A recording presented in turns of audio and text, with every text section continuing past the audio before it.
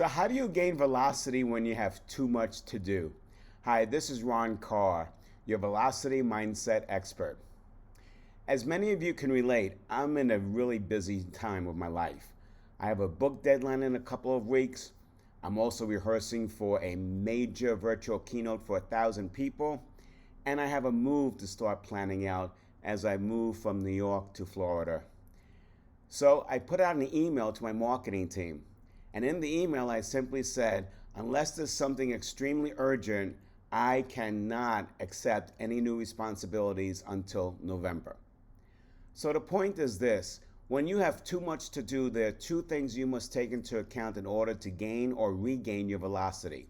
Number one, if you have prioritized your list properly and you know what the top 3 or 4 things are and you don't have time for anything else unless it's an emergency, then do not accept any other to-dos. In other words, learn how to say no. And number 2, if you just have too many things on your plate and you already accepted the invitation, then you must reprioritize those things that are really important and do not have more than 3 or 4. It's impossible to concentrate on 7, 8, 9, 10 things at once.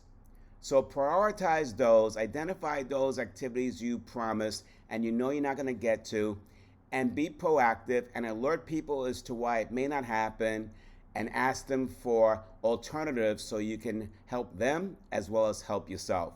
Because at the end of the day, what we always want to strive for is to exceed others' expectations and not to disappoint people. But what we're also striving for is how to maintain our velocity and how to make sure we're working on the right tasks that move us forward. That's today's Velocity Mindset message. Please be good to yourself and others, and I'll see you in a couple of days.